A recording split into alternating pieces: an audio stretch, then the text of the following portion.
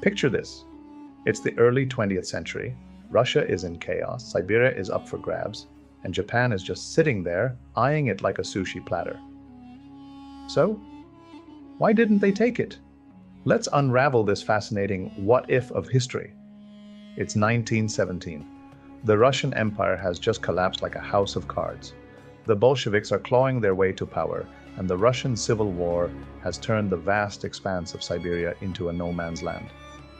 Meanwhile, Japan is fresh off its victory against Russia in the Russo-Japanese War, 1904 to 1905, feeling pretty good about itself. They've already taken Korea, parts of Manchuria, and even the southern half of Sakhalin Island.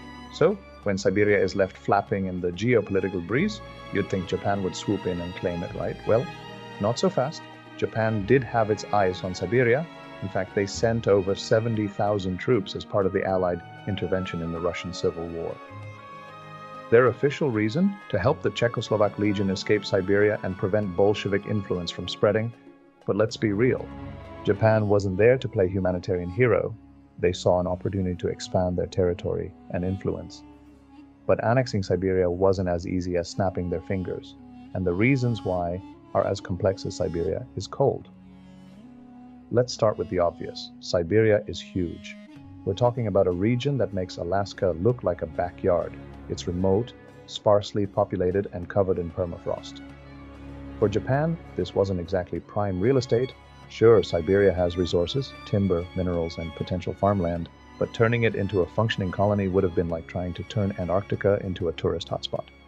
And let's not forget the weather. The Japanese soldiers, used to the milder climates of East Asia, weren't exactly thrilled about freezing their katanas off in Siberia's brutal winters.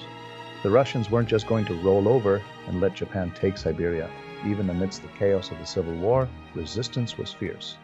Both the Bolsheviks and the White Army, the anti-communist forces, hated the idea of foreign powers slicing up Russian territory.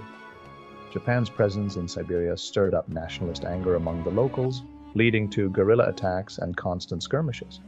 Holding Siberia would have required a massive military commitment, and Japan wasn't exactly swimming in resources at the time. Here's the kicker. Japan wasn't the only foreign power with an interest in Siberia. The Allied powers, Britain, the United States, and France, were all keeping a close eye on the situation.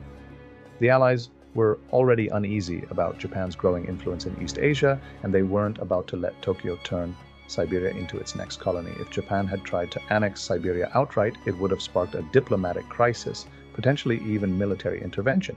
And let's not forget the United States. President Woodrow Wilson sent American troops to Siberia as part of the Allied intervention, mainly to counter Japan's ambitions. Nothing says, don't even think about it, like having US soldiers camping out in your would-be conquest. Back home, Japan wasn't exactly in peak condition. While they were emerging as a global power, their economy was strained from the costs of previous wars and military expansions. The idea of pouring resources into annexing and governing Siberia was a logistical nightmare.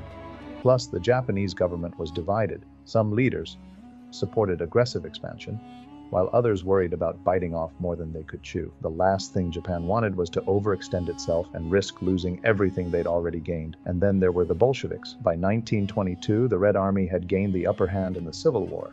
The Bolsheviks were ruthless, organized, and determined to expel foreign forces from Russian soil. Japan knew that fighting the Bolsheviks in Siberia would be a long, bloody slog. And with no guarantee of success, they decided it wasn't worth the cost. Now, here's the fun part. What if Japan had annexed Siberia? Would it have sparked a larger war with the Allies? Would the Bolsheviks have doubled down to reclaim it? Or could Japan have carved out a Siberian empire and changed the course of history? We'll never know, but one thing's for sure. Japan's decision to back off from Siberia was probably the smart move. Instead, they focused on consolidating their gains in East Asia, a strategy that would shape their trajectory leading into World War II. So why didn't Japan annex Siberia during the Russian Civil War? It came down to a frosty mix of geography, resistance, international pressure, and internal pragmatism. History is full of moments like this, forks in the road where empires could have made bold moves but decided to play it safe instead. If you enjoyed this dive into history's almost moments, hit that subscribe button. Who knows? Maybe next time we'll explore what Siberia would have looked like with sushi and samurai. See you in the next one.